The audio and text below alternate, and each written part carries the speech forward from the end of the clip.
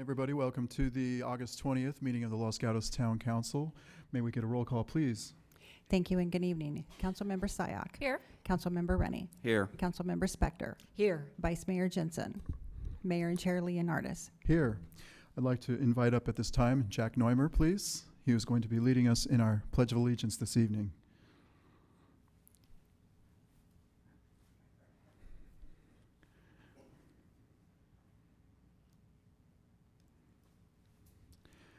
I'm going to share with you a few words about Jack before he leads us in the pledge. Jack is a 9th grader at Los Gatos High School. He just started, a few days ago. How do you like it so far? It's good. It's fun. Is it better than Fisher? Yes. Hold that. It is. It's better than Fisher. That's great. Jack's favorite activities and subjects are soccer, math, science, English, and history. Very well rounded. He says most subjects, so that's good. Do you do anything with the arts? There's still time. For community service, Jack has helped distribute food to families in need in Salinas, down south. We also have some of that going on in our community, so anytime you want to sign up, please feel free. Also, Jack is on the Los Gatos Youth Commission, recently appointed, so he has a busy year ahead, helping out and serving in the community. So let's give Jack a round of applause. And he will lead us in the Pledge of Allegiance.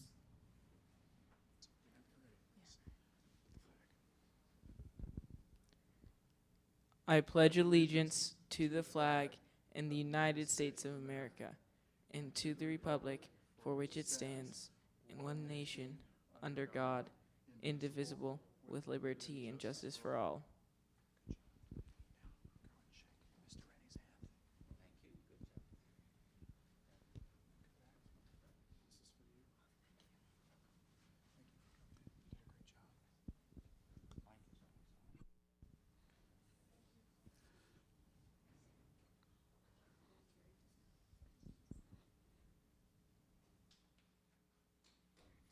Thank you, Jack. We have a couple presentations this evening. The first is our Small Business Big Applause Award, and we are honored to be presenting that award to the Oak and Rye Restaurant. And I'd like to ask Ross and Bree Hansen to come forward, and whoever else is with them representing Oak and Rye this evening.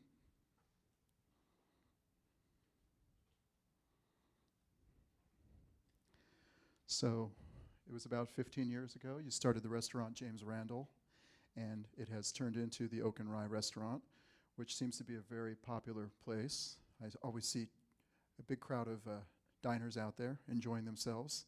We're very proud to have you as part of our business community, and we miss you. We wish you many happy returns with your business. So keep up the good work, keep up the good service, and you're welcome to say a few words before we present this commendation.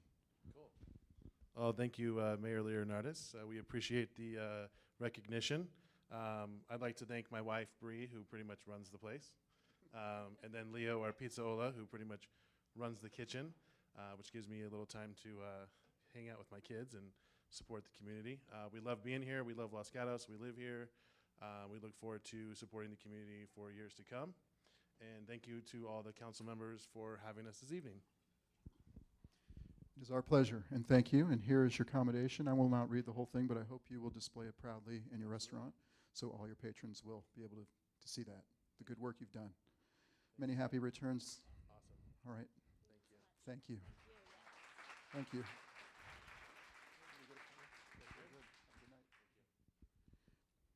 Also on our agenda this evening is one more presentation, and we have some certificates of appreciation to give to those who have supported our Music in the Park program this year. And these are our sponsors. We could not have presented it without your support, so the community is grateful for your support, and we look forward to presenting these certificates to you as a small token of our appreciation. And we have several here. We have Blue Jay Bicycles. I don't know if we have a representative from Blue Jay Bicycles, but they were a sponsor. We have the alarm company. Any representatives from the alarm company this evening? We have Classic Car Wash.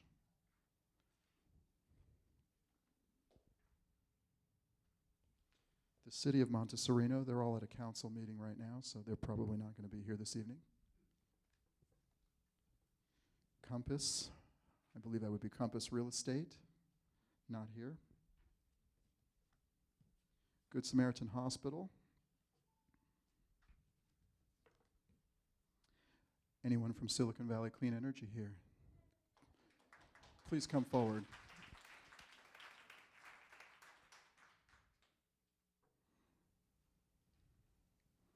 Thank you so much for sponsoring music in the park. And if you could just tell us who you are and what you do. Hi, good evening. Oh, thank you for having us, Mayor and council members. I'm Pamela Leonard. I'm the communications manager for Silicon Valley Clean Energy. Part of why we were founded is to support our community, reinvest in the community. In 2 years, we've given back $200,000 in sponsorships for community events such as this. We also power the speakers of the concert with carbon-free electricity. So we're proud to support the town of Los Gatos, and thank you for this recognition. Thank you, Pamela. And just going to say the speakers sound just as good carbon-free as diesel-operated. So thank you for your generosity and your support.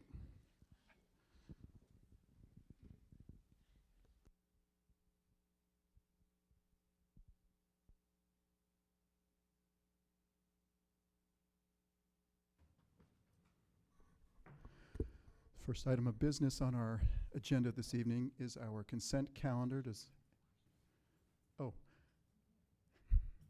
Like to, Hi, I'm here, sorry I'm late.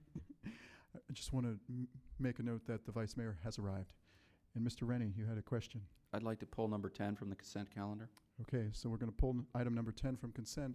Does anyone else from council wish to pull an item? How about anybody from the public? Councilmember Jensen. Vice Mayor Jensen. I actually had a question about 14, and my question is, I don't necessarily want to pull it. Is this the last opportunity that the council has to have any input on this?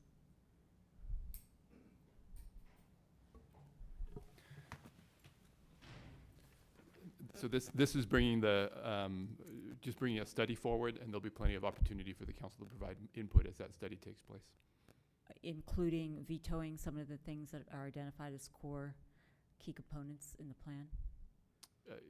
All the way around, I think all the councils will have an opportunity to provide input into the study and what the results of the study are, what the plan is for that corridor. Absolutely. Okay, so I don't want to pull it, but I will register my concern with dedicating a lane that is able to be used by private paid buses, which seems like public funding a tech bus lane.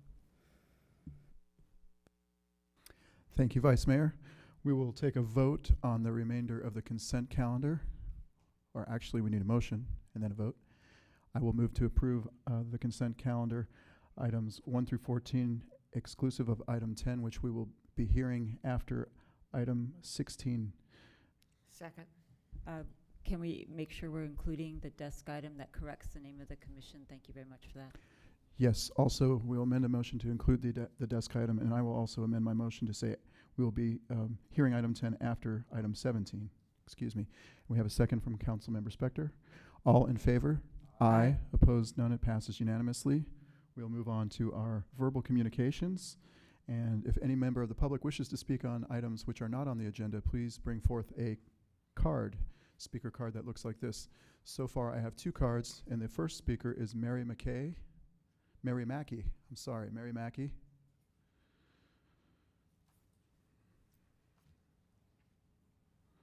Good evening, everyone. My name is Mary Mackey, and I'm a lifelong patron of Los Gatos and grew up here. I'm also an active member of the Los Gatos vegan community. We're asking the City Council to include animal agriculture reduction in the sustainability plan. I looked through it and I didn't see any reference to animal agriculture and wanted to bring that to the table today. I also want to share some quick facts. Raising livestock for meat, eggs, and milk generates over 14.5% of global greenhouse gas emissions. It's the second highest source of greenhouse gas emissions. The second. It's huge. It is greater than all transportation combined. Livestock also uses about 70% of agriculture land and is one of the leading causes of deforestation, biodiversity loss, and water pollution. 91% of the rainforest loss in the Amazon is due to raising livestock. We can't avoid talking and taking action anymore. Eating too much meat and dairy is also making us sick, greatly increasing our risk of heart disease, type 2 diabetes, and several major cancers. An Oxford study led by Joseph Poore concluded that a vegan diet is probably the single biggest way to reduce our impact on planet Earth. So, the Los Gatos vegan community would like to offer 3 simple and we believe doable solutions we can immediately put into action. First one, starting tonight, tomorrow morning, we can all reduce our consumption of meat and dairy. And with so many great options, it's much easier to do than it was 5-10 years ago. Second, our Los Gatos restaurants could immediately begin to offer vegan options on their menus. And lastly, third, to include animal agriculture reduction in the Los Gatos Sustainability Plan. As one of the cities that is upholding and honoring the Paris Climate Agreement, I'm sure we can come together as a community to make a difference in climate change. That is our hope today. So thank you very, very much for your time. Thank you, Ms. Mackey. Oh, you have a question. Councilmember Ennie. Actually, it's a question for staff relevant to this. Has the General Plan Advisory Committee discussed the sustainability plan, and are they planning to do it? And do you have a time for, if so, is there a time frame where these speakers might want to speak to them? At this point, the task force, the committee has been discussing land use alternatives. We'll be pursuing a discussion following the completion of the alternatives report in November, and then start talking through goals and policies, including the goals and policies of the sustainability later on this calendar year in early 2020. And of course, members of the public are welcome to join us and provide verbal communications at any time. All right, thank you, Okay, Ms. thank Mackey. you. Next speaker is Karen Rubio.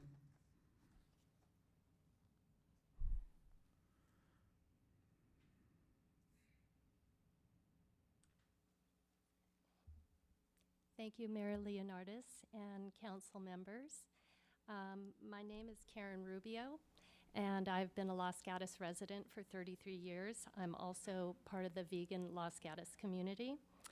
I'm here tonight because of climate change. Up until recently, most of the discussion has been about fossil fuels, and most people might be surprised to learn that animal agriculture is also actually probably even more of a contributor to greenhouse gases. If you read the news, you'll see that these large animal facilities are spreading across the earth and causing enormous amounts of pollution, polluting our land, air, and water. It's also an ecological disaster and humanitarian crisis. It's the poor people who will suffer as storms become stronger and more frequent. The United States says that a global shift toward a vegan diet is necessary to combat the worst effects of climate change. Los Gatos has already taken a leadership position by being one of the 407 cities in the U.S. to sign the Paris Climate Agreement. And thank you, Council Member, for taking the lead on that. We propose that the Los Gatos 2040 General Plan include animal agriculture reduction as part of its climate action plan. We are ready to assist in any way by forming a committee of citizens and representatives to meet and decide on goals. to reach that agreement.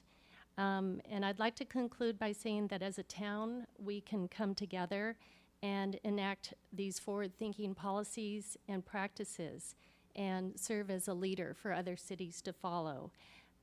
Because I truly believe that a sustainable future is within our grasp. And that's all. And thank you very much for allowing me to speak tonight. All right, thank you, Ms. Rubio. Next speaker, Dashell Leeds.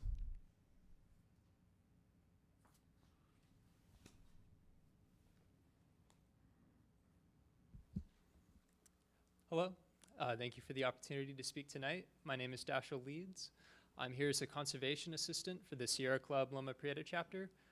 Here to talk to you about REACH codes. We really hope that Los Gatos adopts REACH codes this building code cycle. So just a little quick description of what REACH codes are. Every 3 years, we have to update our building codes, Title 24. REACH codes are local ordinances that sit on top of that, and they mandate more efficiency for buildings. And this time around, they can incentivize all-electric construction, which is really important in terms of public health and safety and reducing greenhouse gas emissions. So for example, let's take gas cooking. You know, we've got our children and pets on the ground, crawling around where they usually are, just chilling down there at the low level. We turn on our gas stove, what happens? Well, we're immediately releasing indoor air pollution into our homes. After just turning on your stove for one meal, levels of indoor air pollution that are recorded inside, if those are recorded outside, they would actually violate EPA air standards. We're talking about nitrogen dioxide, carbon monoxide, formaldehyde, fine particles as well. This is poison, and it's really bad. And the consequences are severe in terms of numerous health impacts, cancer, and asthma. So this is not only a short-term public health crisis that we need to address, but this is also a big picture climate change issue as well. Fortunately, Silicon Valley Clean Energy has developed model codes. So to adopt REACH codes, there really wouldn't be a lot of staff work involved. The code is basically written. You just have to do a little tweak to, I guess, tailor it to your specific circumstances. They are also available to help with this code effort, as well as you will receive support from the Sierra Club and community members as well. So the first step along this would be to sign a letter of intent, after which you'll get a $10,000 grant from Silicon Valley Clean Energy to that end. Please reach out to us if you have any more questions, and we'll be in touch. Thank you. Right, thank you. Next speaker, Carla Albright.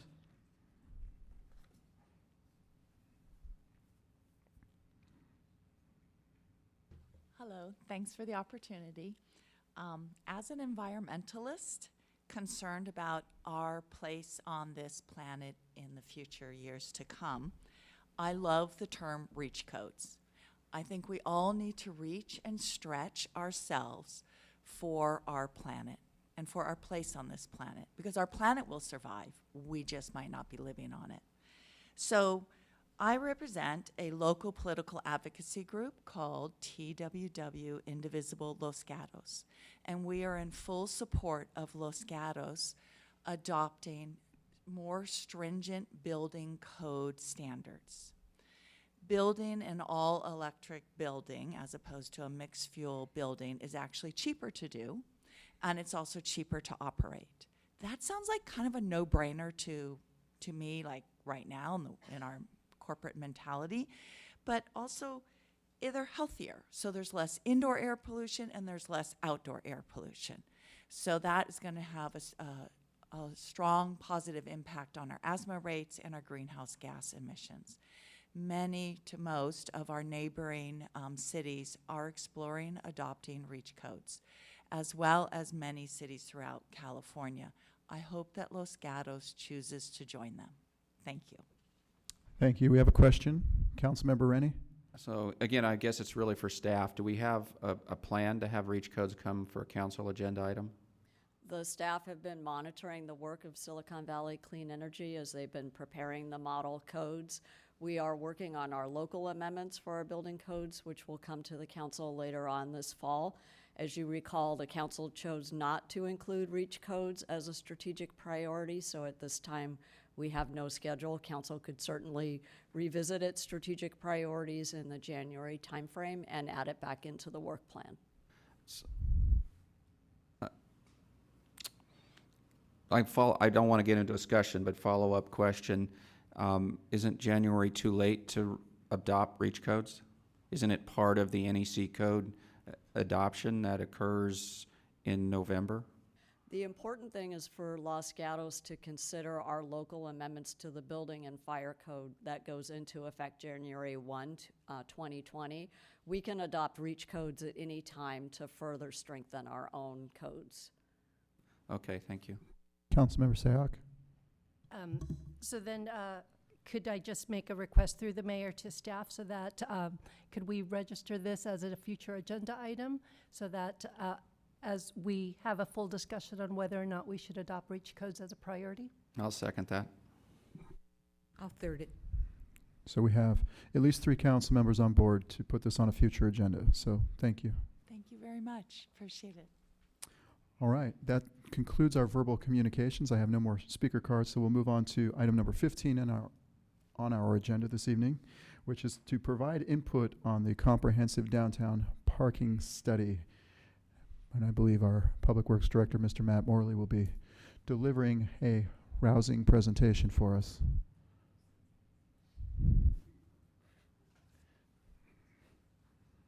We're raising the bar tonight. So thank you. Happy to bring this item to you.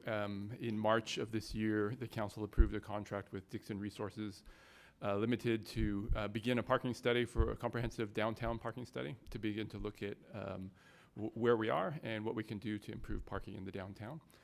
Since that time, we've been working very closely with the consultants to conduct the study. And Julie Dixon from Dixon Resources is here, and she's going to lead us through a presentation on where we're at. Thank you very much. Oh, actually, maybe I will just hold it. It'll make it a little bit easier. Okay. My name is Julie Dixon with Dixon Resources Unlimited. I also have a colleague in the audience, one of our senior associates, Emily Quatinetz. And first of all, we're really excited to be here to talk about parking. It does have a big impact in Los Gatos, and so we're excited to talk about the project. I think one of the important factors that we really want to talk about when it comes to the project is there's a few important factors that are involved in the project, one of which is data analysis, and I'm going to talk about the data collection process. But one of the most important factors is stakeholder feedback. And this has really been an integral part of the process since our first day here on site. Not only did we start off with an operational assessment where we talked to staff, everyone from the police department to public works, and really anyone that really touches parking within the town and really understanding what the impacts are, we also began our conversations with the external stakeholders. And I think it's also important as we talk about some of the topics that have come up in these different stakeholder discussions or focus groups, has really been about not just the downtown, but needing to be sure that we incorporate the high school and as well as the residential parking areas as well, because I think it's important to understand that when we talk about parking and being able to make improvements or to recommend policies, is that we always have to be mindful of the spillover effect. And oftentimes when we talk about parking, we talk about squeezing the balloon. And if you start to maybe make changes in policy in one area, it can start to have implications in another. And so it's very important that when we talk about this comprehensive approach is that we really want as much feedback from our stakeholders as possible. We actually attended the Transportation and Parking Commission meeting earlier today and actually got very extensive feedback. And I have to tell you, it was actually really helpful because we had a variety of opinions, which really helped because it's important to understand the fact that as we come up with the recommendations that will come forward to you in this roadmap plan, is that we want to be sure to try to be as comprehensive and thorough as possible because we want to make sure that we're not really making decisions or recommendations in a box.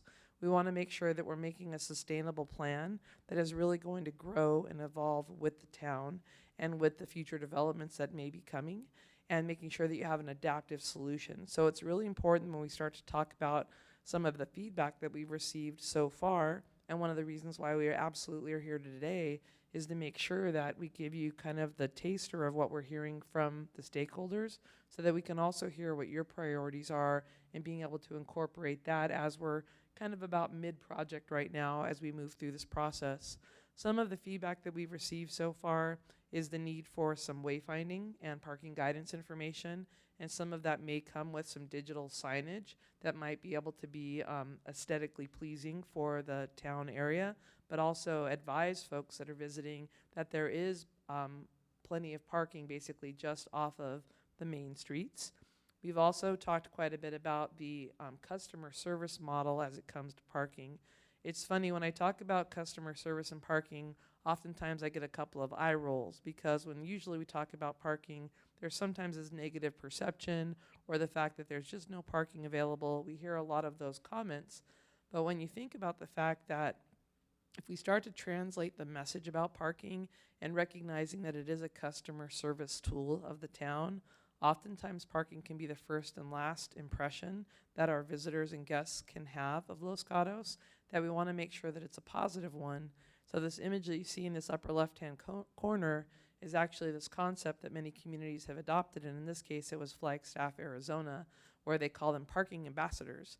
And they actually walk around in very highly visible, oftentimes reflective vests, and you can see in this particular instance with the Ask Me slogan on their back, because they're out there really helping to educate and inform the public about what the regulations are. And oftentimes you see the fact that we start to transition to compliance modes. And this is something that I think in some of the feedback we've received from the public is some of the things to really start to consider. We've heard a lot of support for the holiday valet program and the opportunity to consider potentially expanding that throughout the year, and the utilization of license plate recognition technology, which I know the town is in the process of implementing, which we think is going to be a very efficient and effective tool for the town to use when it comes to compliance. And as I was talking about a moment earlier, was that aspect of residential parking and knowing that we have to be sure that we're addressing this from a comprehensive approach and not just, again, siloing the downtown area. And the last one that I like to highlight, and this is going to be important with a couple of the statistics that we're going to share with you tonight, right there in the middle is something that we call basically a micro-mobility solution. That particular program there you see is called FRED. It's a program that's in San Diego. FRED stands for Free Ride Everywhere Downtown. And this is actually a newer concept that's been utilized with like communities like yours over the last couple of years. And it's basically an electric shuttle. It's like a little golf cart, about 6 or 8 seats, and it can help transport folks in basically a designated area. And in this case, it's been a very successful marketing and branding campaign for different downtown communities.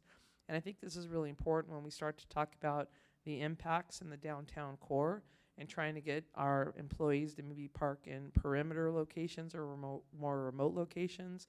These are ways that you can help to manage that and get towards that. So included with our project when it comes to the needs assessment is we also went out and audited some of the signage. I think this is just a sampling, and I'm sure all of you are very familiar with this. And one of the things that we know that needs to come out of this project too is some consistency with the signage, but additionally, some of the conversations that will be had has to go into the length of stay. And sometimes you're going to see some of the statistics here in a moment. You have some of our employees in the downtown core who have argued that the time limits aren't long enough. But when you get down to the core root of the parking and parking once, which is a very common theme where you want your folks to come downtown, park once, do all of their shopping, go to the restaurants, and then go back to their cars to, again, minimize emissions. Oftentimes we have now with our time limits is that we have our employees juggling the parking time limits and going out there and moving their vehicles maybe from the different block faces to try to maximize their parking experience in the downtown. And so we know that this is something in addition to the wayfinding to direct our visitors to where that parking availability is. I mentioned data collection, and there's actually a comprehensive plan of data collection, and we've just finished our latest round of data collection, and we've got a couple more scheduled. And what's happening is we actually have data collectors out basically during 4 different cycles of the day, and in some cases we have data collection also on Saturdays. So far, the data results, which I'll share in an upcoming slide, it's very apparent that some of our all-day users of the parking are the employees that work in the downtown area. And one of the ways that we can start to gauge that is, in some cases, we're doing a utilization study, and in other cases, we're doing an occupancy study. And what that basically means is that we're actually capturing license plate data so that we can actually identify how long the car is parking for. And this is some of the information that, as we do the analysis throughout the project, we'll be able to come back with findings based on how long the cars are staying and which particular zones they're staying in as well. Also, as a result, and this was something that came back as well, and tomorrow we're meeting with another stakeholder group with the at the Chamber of Commerce, and so far we've also heard some feedback about commercial loading and the impacts that it has in the downtown core. And this is something that I like to describe. There are no cookie cutter solutions, and we were talking about this at the commission meeting today. Every community is unique and diverse in just the geographic, the demographic, and just, you know, the history of a community like yours. But I oftentimes talk about the fact that in some cases there are cookie cutter problems, and in communities like yours, the most common are commercial loading impacts throughout the day, especially when you have a really dense downtown like you do, as well as the employees that maybe are taking advantage of time limits. And so being able to come up with a game plan that can affect and basically help solve for the management and the mitigation of commercial loading is something that is a part of the project. I mentioned the data collection, and what you can see here by the shadowed areas or the colored areas are all of the areas that we're counting and collecting data.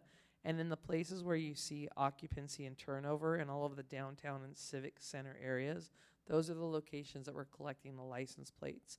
It's important to note that we actually started this project in late spring so that we tried to collect data so that before high school got out, and then we also collected data over the summer, and then we'll also start to collect some data into the fall. And it was really with the intent of really being able to show the comprehensive impacts of how long folks are utilizing and the occupancy levels for your parking locations. And just from some initial takeaways that you'll find from the data that's been gathered so far, typically we're seeing that folks are parking basically about, there's parking within a 1 or 2 block area of the destination location, and that obviously the downtown commercial area is the most impacted, and that there's very few residential streets that are reaching capacity during the day. I don't think it comes as any surprise that we're at peak occupancy basically during the lunch hour and in the early afternoon, and that the locations that have unlimited spaces were typically more occupied than the short time limited spaces, and that you can see that the highest occupied public lots included Montebello Park Ave, South Side, and lots 2 through 6, and that some of the private lots were underutilized. We like to highlight this, and the reason why it's bolded is because in the times that we are in, developing and building a parking garage or parking infrastructure can prove to be quite expensive and onerous. And so one of the opportunities that several communities have successfully been able to utilize are shared parking agreements. And it's basically similar to a public-private partnership where in some cases the municipality can contract directly with a private lot owner and be able to utilize that for public parking. And in some cases, some municipalities have even monetized those agreements, or in some cases they can broker the relationship between the private owner and to another private owner. And it's proven to be very successful in several communities where a great example is a church parking lot, for example, that might be underutilized during a weekday, could potentially be utilized for, you know, weekday parking for the downtown core. And then obviously that downtown core for businesses or folks that are working in an office don't necessarily need that on a Saturday or Sunday. The same goes for a bank parking lot, which typically is available during evening hours or sometimes on weekends. And those are really great examples of locations that have been very well utilized. So this is absolutely an aspect of the project that we're looking to go into. In addition to the stakeholder outreach and some of the focus group meetings, we've actually also gone door to door. We call them knock and talks, where we go out and actually talk to the employees and the actual business owners and really try to get their feedback. And in this case, you can see that in June, we actually surveyed 77 employees from 61 different businesses. And what was somewhat surprising, but more, I guess, disappointing, was learning that we had 93% of the employees that drove a car to work, but the fact that 92% of them parked within a block of their workspace, I think that that is really indicative of some of the congestion issues and some of the perception issues when we hear folks describing that there's no parking in Los Gatos. A lot of that stems from the fact that you have employees that have self-admitted to the fact that they're out there parking in the lot or in the parking locations in front of the businesses, and they're going out and actually moving their cars. And so that's something that we know that we really need to address, and that's something that I can tell you from an education campaign. You also have to be able to identify where we want them to park and try to make sure that it's easy, affordable, and accessible when it comes to a solution like that. We also had 72% of those that were surveyed indicate that they would be willing to buy a parking permit. They just want the parking, again, to be convenient and accessible. And that it's interesting when you hear the counterpoint of the fact that the employees are concerned that there's an insufficient parking availability for their customers. And oftentimes we're kind of stuck in this quandary where they say there's no parking for their customers, but yet they've parked in the parking space right out in front of the business. And sometimes it's fairly obvious when you try to have that discussion with folks, but also you have sometimes service workers who are just trying to get to work on time and just don't have the opportunity in their perception that they can walk that extra couple of blocks. It was a kind of a fun discussion this morning when we were talking about Jazz in the Plaza. Is that what it was called? Yeah, Jazz in the Plaza. And the fact that when you have these music events, folks are willing to park and walk blocks and blocks and blocks to get to those events. But yet the folks that maybe are accessing your downtown on a daily basis don't have that necessary same mindset. So something that we know that we need to tackle. Another important part of the outreach included an online survey. And since mid-June, we've had 309 responses via SurveyMonkey. That's what that little logo was there. We did an online survey. Quite a bit of outreach was done to try to get feedback from basically all over the community. And you can see that driving was the most common mode to reach the downtown, and that basically 0% of the participants in the survey utilized public transit. You can also see that the majority of the folks that were surveyed indicated that they found parking within 1 block of their destination, and that for them the most important factor in coming downtown is the ease of finding a parking space. Something else that came up today out of the commission meeting was that the 2-hour time limit was identified as not being long enough for our visitors and customers, and they felt that the need to introduce a 3-hour time limit for our guests and visitors would be something that would be more preferred. Now, I do like to highlight a couple of things when I talk about data and we talk about time limits. For those of you that aren't into parking theory, the basic parameter is that you're seeking an 85% occupancy rate. And by that, it means that if you have an 85% occupancy, you've hit that target of approximately 1 or 2 parking spaces being available on a block face. So that if you're really hitting that mark of proper compliance, proper accountability, you have those spaces ideally identified. Also, when you talk about on-street parking, that parking is supposed to be the most premium. And the reason why you have the 2-hour time limits on-street and the longer time limits off-street is because you're supposed to create that turnover on-street. It's intended for folks to come in, go do their shopping, go take care of their errands, and then get in their car and leave so somebody else can come in and take advantage of those spaces. And there's been several studies and several programs that have basically maximized and proven that that is the ideal goal. But it's really, again, about your community and figuring out what those time limits should be. We've had several communities that have actually transitioned to, and I don't want anyone to get mad at me for saying this, but some that have gone to 1-hour time limits in your primary on-street locations and also considered extending in the off-street. But these are all things that will be vetted, especially as we dig deeper into the data analysis and making those recommendations forward. I just like to highlight what some other communities have done when it comes to that and absolutely making sure folks understand the analytics behind it. The other comments that came on the online survey is that there's not enough long-term parking downtown. And again, this was consistent from not only the employees and the businesses that were surveyed, but also from the online surveys, folks saying that they want to be able to come down and have lunch and a movie, be able to enjoy the shops, and that they don't feel that there's enough time to be down there. And we also heard the feedback that we need to build more parking. So in terms of the next steps, we're looking forward to hearing your feedback tonight, especially for what you want the priorities to be addressed. We have 2 more rounds of data collection, and the outreach will continue. We want to make sure, again, that we touch and hear and listen to as much feedback as possible. And then we're aiming to come back to you with the actual roadmap and action plan. And we hope to present to the stakeholders and to yourselves basically late this year, so sometime in Q4. And with that, especially for those in the audience, our contact information so that if anybody has additional feedback or would like to provide us with any more information, we're happy to receive that. And thank you very much. All right, thank you, Ms. Dixon. Does anybody on council have questions? Councilmember Spector. Thank you, Mr. Mayor. First of all, it was an excellent presentation. Thank you. I have a feeling I know the answer to this question, but I'm looking at the staff report, which has information from you, basically. And part of it says that there were complaints because individuals could not find parking in less than 5 minutes. So that was a complaint. And that was a majority.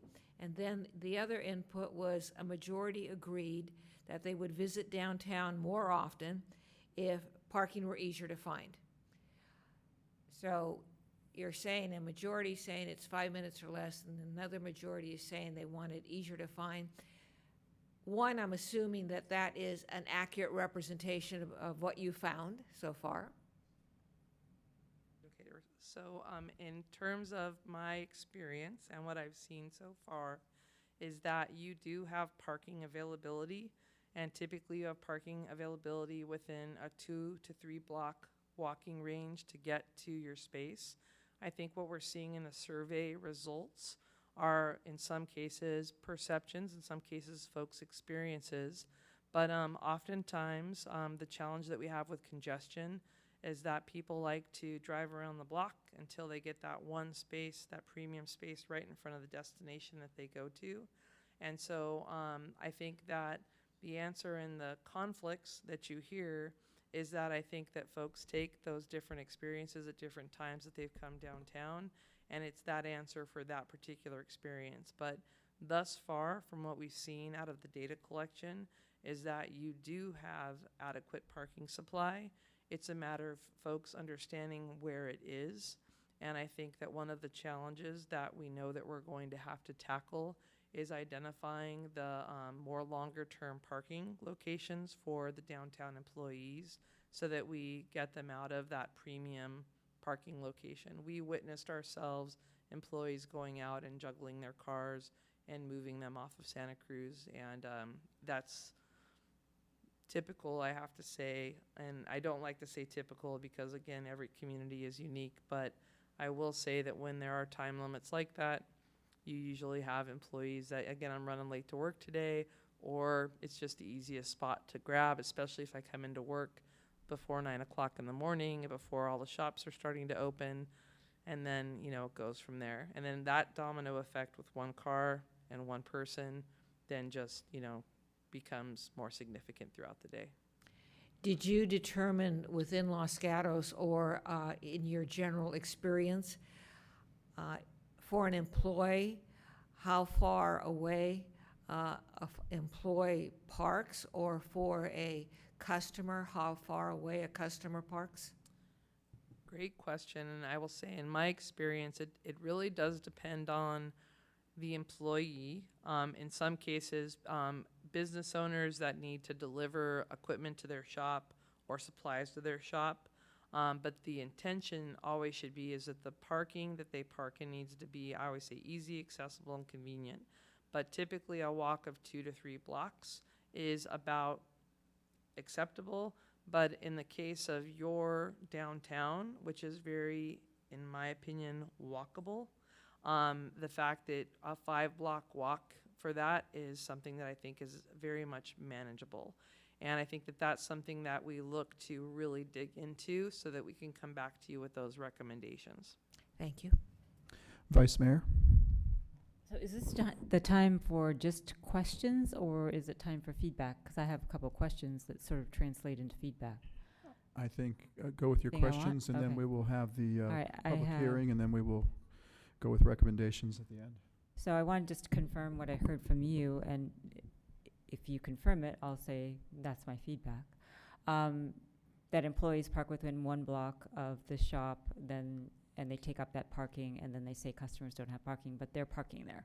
And then they go out and they move their car to also within 1 block. And so one of our priorities is to find a location where employees can park, correct? That is correct. Okay.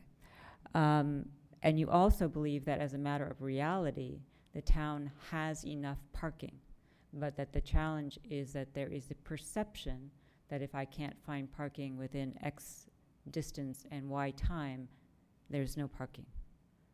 That is a fair statement. I would like to make sure that we complete all of the data collection, because I want to be sure that we're thorough in our assessment, but based upon the data that we've collected to date, that your statement is accurate. Okay, so as a follow-on to that question, then my feedback is I'm very interested to know, like, are there rules out there for parking? You said 85%. So is there a rule that says 5 minutes to find something is unreasonable, 3 minutes is reasonable? I would like to know that. And I'd like to know, what kind of education do you do, perception versus reality? So is there a number in a town like ours that is adequate parking, if you know what I mean? As a matter of data or theory or whatever it is there a number that's adequate parking, such that if the town at one point decided, for example, that it wants to move employees to a particular spot, or it wants to change its downtown streetscape and eliminate street parking, can it do that and still remain within the parking model? That I would like to know that. And then, Mayor, if I may, one more question. The FRED model that you put up, I'm just curious about what's the economic model and how far do they travel? So, and could that be a solution that if I parked employees, 3 blocks away, could that FRED model be used to transport employees? And we are going to look at alternative modes of transportation like that, as well as we're looking at mass transit, carpooling, factors like that. We have found that programs like FRED have worked very effectively in communities like yours, and we'll make sure that we'll introduce the economics model. Several communities are currently considering these options. They offer some marketing and wrapping to help basically fund the programs, and most agencies have found it to be a very appealing model rather than the fixed circulator models. So we'll definitely be sure to prepare those in response. One more feedback, if I might. The shared parking is at least something that I've been trying to promote for a long time. So I'd be interested in what the models are that you've seen in other communities that have been successful. Terrific. We'll definitely do that. Councilmember Rennie. Thank you. I'll also say very good presentation, and it sounds like you're already thinking along a lot of the lines that I was hoping that you would be thinking along. A couple questions. So you keep talking about employees, but there's also office workers which act like an employee, but they're different. And we've actually received complaints that I'm taking my tech company way because I'm not paying my workers $85 an hour to be moving their car, kind of thing. So the question was, you didn't mention it here, but have you thought about, do we treat them any differently? Do we just say we discourage offices in downtown because we need a different kind of parking? Go ahead and respond to that. Sure. So for me, an employee is basically anyone that works in the downtown area, whether it be retail, office, service worker, restaurant. For me, that's an umbrella statement for anyone that works in that core. Now, in some cases, you have to develop strategic solutions for some of the larger employers. And in some of that way, you might think of incentive programs like carpool programs or ways to really motivate them to help participate in the process. The fact that we do have our mobility coordinator is just fantastic, so that we can also leverage some of that when you talk about some of your large and small businesses. But for us, when I talk about employees, it's really anyone that works or resides within that, kind of downtown core area, to make sure that we're addressing that. In some cases, it can also be some of your frequent shoppers. You know, it can be the folks that really do look for, because we had several of the public, non-employee per se, that were asking for long-term parking options as well, and that they are also willing to pay for those as well. And next question is around this. It's a mindset. What I keep hearing you saying is we need to change the mindsets. Are you planning to do any work to figure out how to change Los Gatos people's mindsets? Do you need a unique solution to Los Gatos versus ones you've tried other places? So again, every community is unique, but this was something we talked about during the commission, and I should have stated this earlier, but parking is learned behavior. And I think it's very important to understand that, you know, we've also gotten to the place that we have over years of learned behavior. Folks have become accustomed to how they've taken advantage of or the ways that they've utilized parking. And so what we need to understand too is that this isn't going to change overnight, and to be able to tackle this in an incremental fashion so that we can try to retrain people to understand what the rules are going to be, and also to ensure the success and a sustainable solution, is that I would love to go out tomorrow and just, you know, repaint the town, right? Make it all fresh and new and make it all work with my magic wand that everyone in the audience that's attended one of our stakeholder meetings has held.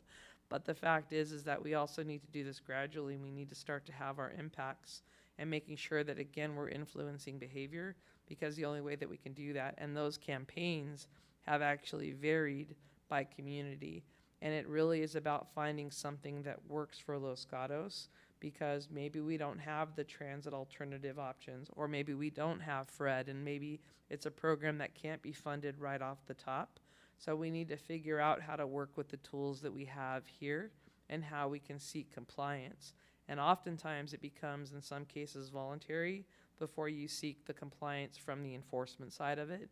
But oftentimes you have to also come in with the enforcement model to ultimately influence behavior. But that's why when we talk about parking as a customer service, it's really about changing that mindset, but most importantly, it's about changing the perception. And the fact that, you know, we have this conflicting, you know, survey results where, you know, 1 minute they say that I can find a parking space 1 block from where I want to go, but then other times they say it takes me 3 to 5 minutes.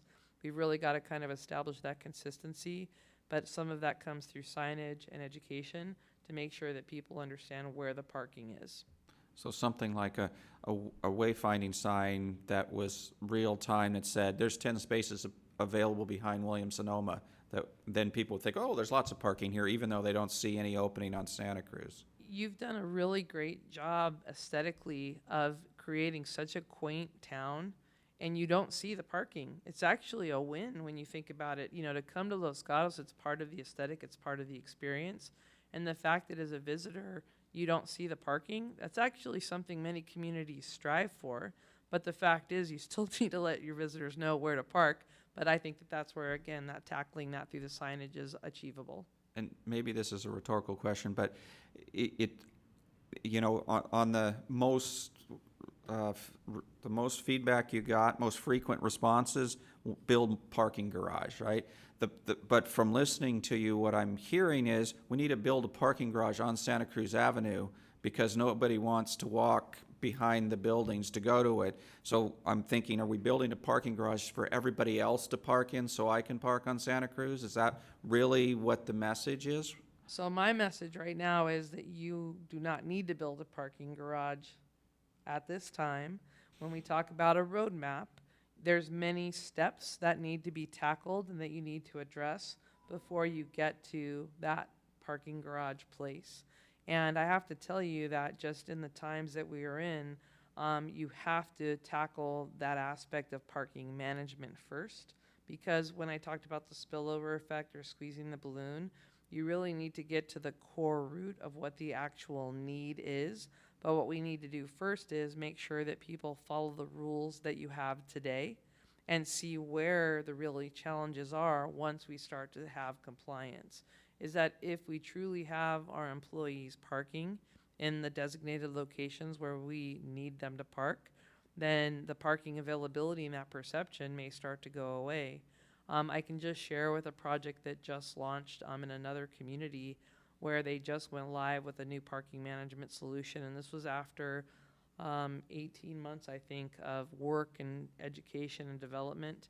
And we've had store owners and restaurant tours that have come forward and said they've had their most optimized peak lunchtime performances because we got the employees out of the downtown core, and now there's parking available for people to come downtown and eat lunch. And so it's just been that one experience in that one location, but it came through changing behavior.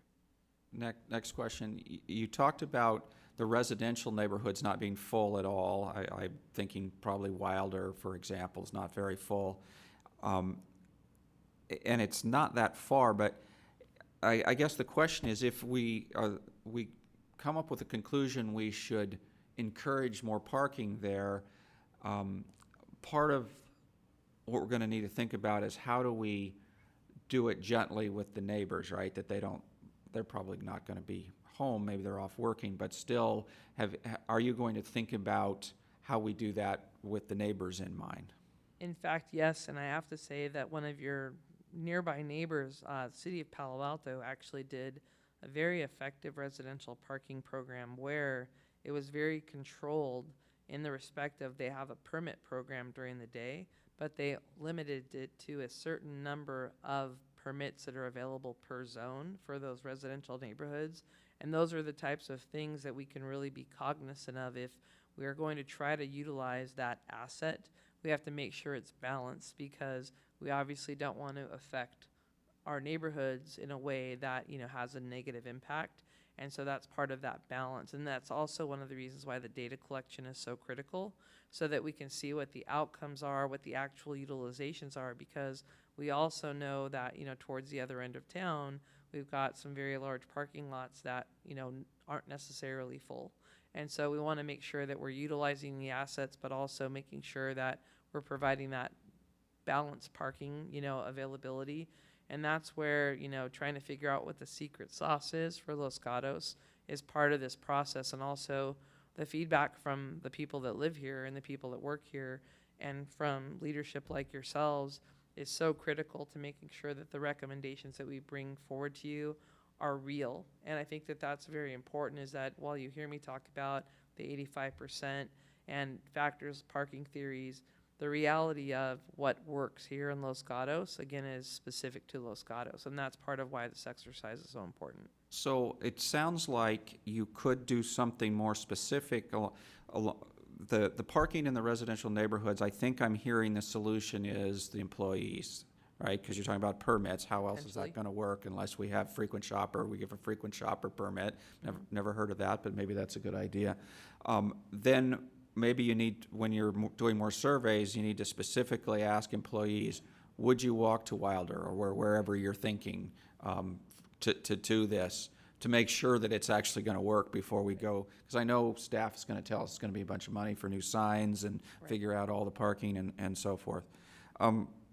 My last question was, you mentioned shorter time limits, and I started thinking, well, that might make sense around certain businesses. Are you going to target certain businesses? Like, for example, the Apple Store. I could see most people probably in and out of the Apple Store in an hour, and that's a destination where I'm going to go to the Apple Store and then I'm going to get out of town. So an hour in front of that might make sense. I'm not sure many other places in town are really like that. A lot of them are I'll go there and then somewhere else. So are you going to think more specifically about that? So one of the things that you typically do is you don't necessarily go store specific. But what you try to do is you try to distribute shorter term parking spaces, really and peppering it throughout the downtown core. For example, basically being able to have at least one short term space on a block face makes for accessibility and convenience for, if I do have to go run in and pick up my watch, or if I do need to go run in and pick up my dry cleaning, or I want to run in and grab a coffee. The opportunity to have short-term parking spaces, again, really starts to cater to the downtown experience.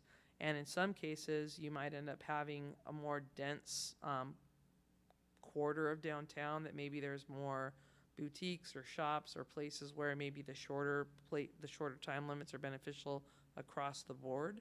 But those are some of the things that we'll look at when we really look at the utilization and the occupancy and see how long folks are actually parking for. And I think that you'll really find between that, and we also make some comparisons to the length of stay as well as the parking citation data and the data that's being collected by our parking enforcement personnel, that we actually bring all of those numbers forward so that comprehensively we can make sure that those recommendations are effective. Thank you. I know I monopolized a lot of time. Thank you, Mayor. Councilmember Sayoc. Thanks. I just have two quick questions. The first, you mentioned stakeholder meetings. One included the high school, and I know that there's been a lot of tension with parking, school parking, and I just want some thoughts on your part on how we plan to see that incorporated into this mix. And then the second question I have is whether in your long-term plan, is there any discussion of options for paid parking? The first one regarding the high school, it is absolutely a challenge in terms of trying to resolve this matter, because we also have the school bus pilot and really trying to kind of look in the crystal ball.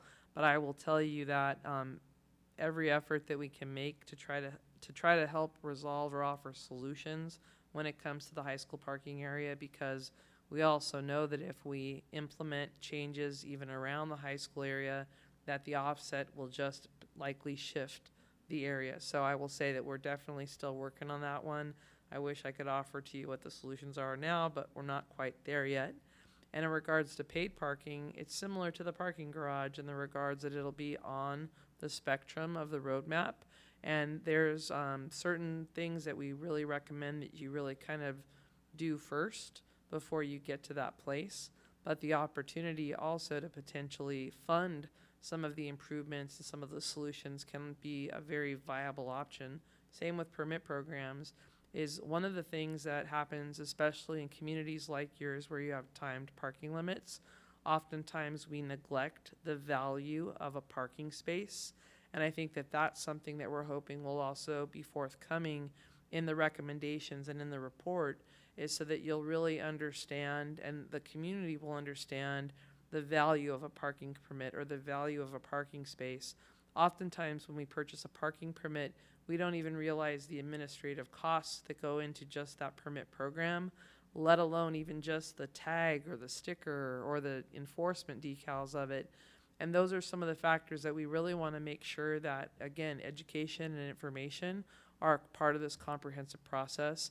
And that's too that whole evolution of the potential of paid parking that will be part of the recommendation. But I'm not saying that that's number one on the list, but it'll definitely be something that we'll tackle.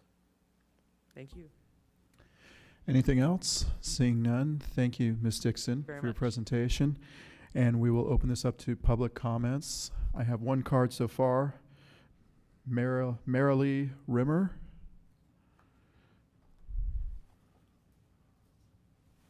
Good evening, and thank you. I feel like I'm stepping right into the middle of something that is much bigger than what I'm here to talk about, but I think I agree. Julie did an amazing job presenting that, and my husband and I have lived here since the mid-'70s, so we've seen lots of changes, lots of traffic. If I might just ask Julie a question. Are any of you looking at next door Los Gatos? Because there seem to be a lot of comments regarding changes and how it seems to be working. Ms. Rimmer, the council will address the answer to that when you're done speaking. Okay, that's perfect. And I had just noticed that. I had written a letter to Laurel in May, and I think it got lost. I never heard from her, and then it was suggested perhaps, since you guys were working on this traffic and parking study, that I bring my request to you, and that is we now live about the last 7 years over in Forbes Mill, 55 Church Street, and I did walk here. And since we've lived there, we are in the olive zone. I think we're probably the only residential building that is in this olive zone area, with the 90-minute parking in any one day. And I've given a lot of money to, because of parking tickets, but that's my own fault. But there are a lot of elderly people that are in our building that are somewhat burdened by the parking. We do have a parking garage. We have a permit for 2 cars. We have one assigned parking place for the 21 units. And then it's kind of a free-for-all. We have 12 additional parking places in the garage, but it's not enough to cover the number of cars if you have 2 cars per unit, so to speak. So I guess my request is, while you're studying all of this, if you could consider opening up some parking places in front of our residents that we could actually get a residential parking permit for, you know, similar to what Villa Avenue is doing. We have a combination of each. All right, and Ms. Rimmer, you gave us copies of a letter. Is your Um, request stated in that letter that you just requested? It is. Okay. There's a copy of the one I sent to the town manager, and then I also did a brief kind of synopsis of that I sent to you with my phone number and address if you have any additional questions. Thank you very much. We'll make sure the council gets to see that. Great, thank you. All right, thank you. Next speaker is Kevin Yorkile. Ukile? The lighting is really faint. Euclid. Euclid. Thank you. So yeah, I'm Kevin Euclid of Loma Brewing Company, and I just want to say thank you for the study. It's really great. We do have a little problem. We have a lot of employees that park and have to move their cars, so I apologize to everyone for that. Mainly what I'm trying to talk about here is, so we're at 85% filled with parking. Well, it's not fully 100%, but we're also at a problem where we're not attracting people downtown. Perception is reality about parking. People want parking. They think we need more parking. You know, that's the thing, is the perception is there isn't enough parking. So how do we change it? You know, there's little things that change that. I love it. But the problem is we need growth.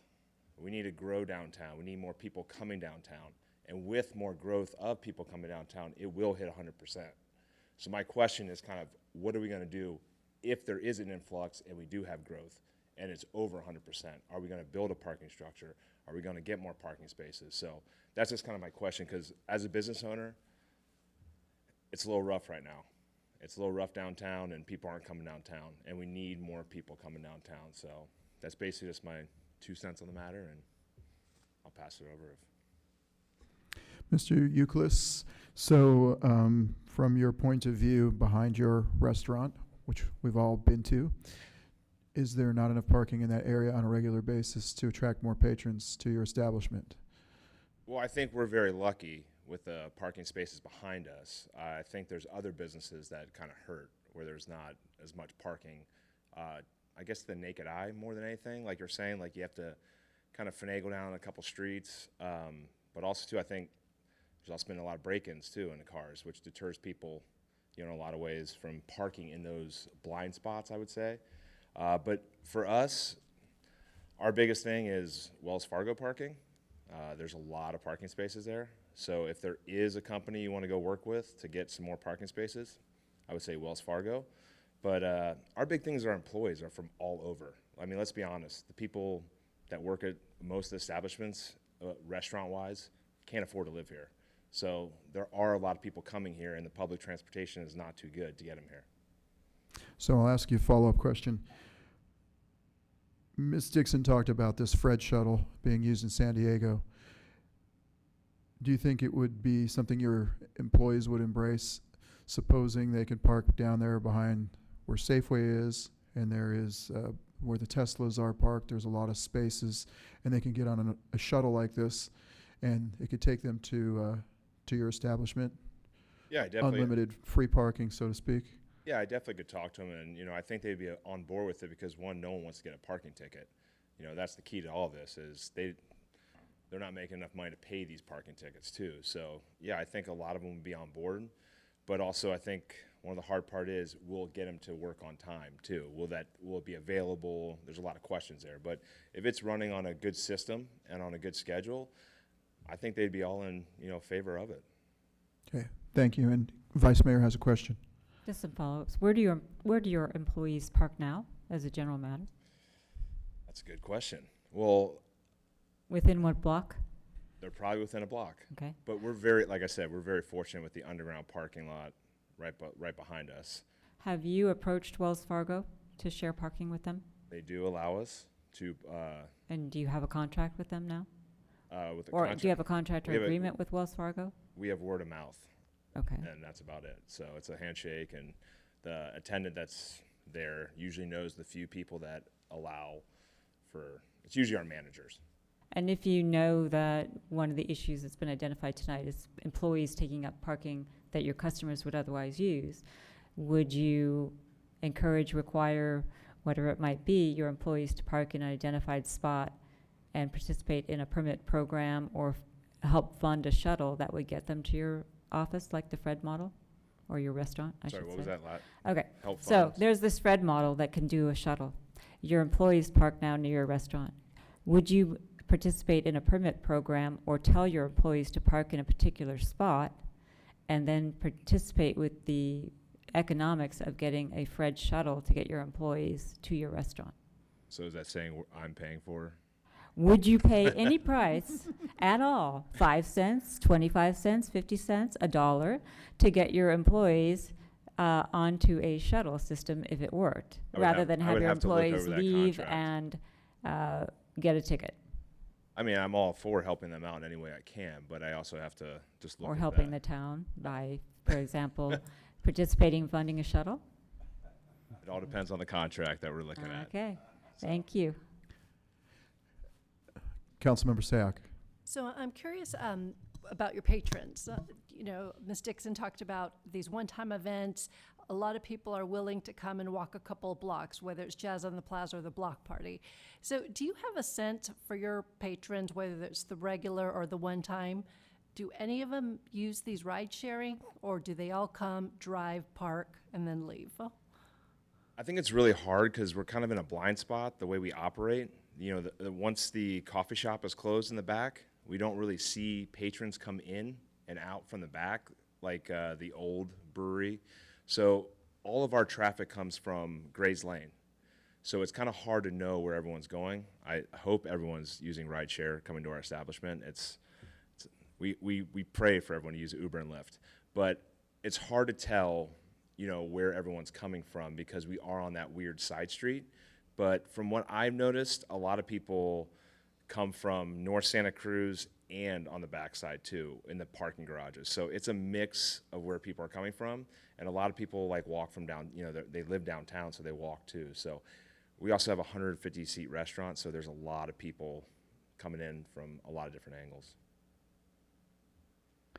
All right, thank you, Mr. Euclid. That's the last speaker card I have. Does anybody else want to speak on this subject?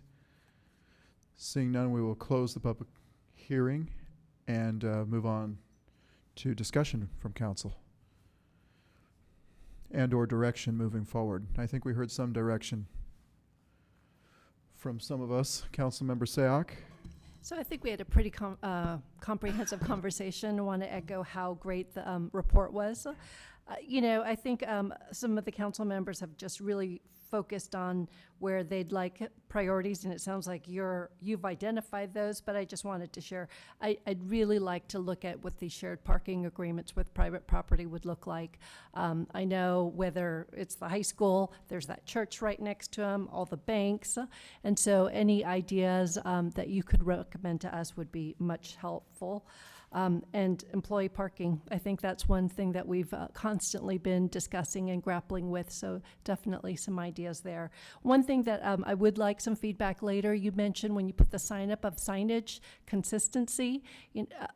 How much is too much? When you have too many time limits, people get confused and then they just get upset and will get upset later when they get a parking. So ideas on what is too much change, and then how do you start to zone that effectively would be great.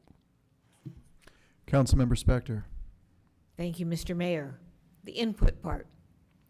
As a long-term Los Gatos resident and someone who walks as much as she can, it gets frustrating sometimes when a suggestion is made, well, why don't you park on the almost totally empty parking space on Highway 9? And the response is, it's too far. So one of the things I would like to have you explore, and I know you're already doing this, is how do we get individuals, employees or otherwise, but probably employees, to park in places like the parking lot on Highway 9. If it's something that's not going to work the way things are now, are we going to have the shuttle or something like that, which I think is a cool idea, but then everything has its pros and cons. So for me, getting individuals out a little further than 1 block and doing it realistically. Vice Mayor. Okay, so if we're going to reiterate feedback. 1, identify a place for employee parking. 2, figure out how to get them there. 3, comprehensive kind of neighborhood parking. Do residential permits make sense? And do they make sense at the price we're now charging for them? In conjunction with high school, and you talked about the spillover effect, I'd like to figure that out. I'd like to understand the economic model for the FRED. I'd like to see examples about shared parking. We've been trying to do some, but we're not in a public-private partnership way. So I'd like to see how that works. 2, is there some figure that you could come back to us? I realize that you've said many times every place is unique, but is there a theoretical figure out there that is the correct amount of parking?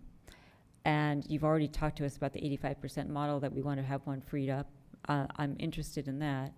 And where I'm going is, can the town, given its current parking structures as part of its reorganization, take parking off of North Santa Cruz? So we don't do the 1 hour, we just take it off. Or incrementally start to take it off, limit it to 1 hour, 30 minutes, then pretty soon you can't park there anymore. With the idea that there is adequate parking elsewhere if we do the correct signage, et cetera, et cetera. Mr. Euclid didn't talk about valet. I don't think he has any. I know that other restaurants do have some.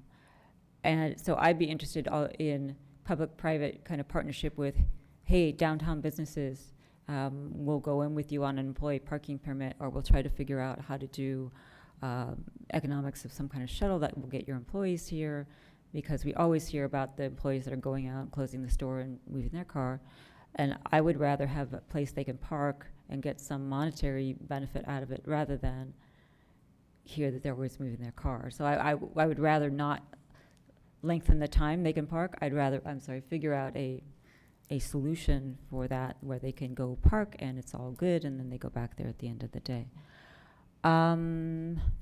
Let's see. I will disagree with Councilman Rennie. I don't think it makes any sense to put in, with the goal of consistency, to put, this much time in front of this store, this much time in front of this store, this much time in front of the other store, because if all of us know, we get the email that says, I'll never shop in Los Gatos again, I got a parking ticket, I didn't understand the signs.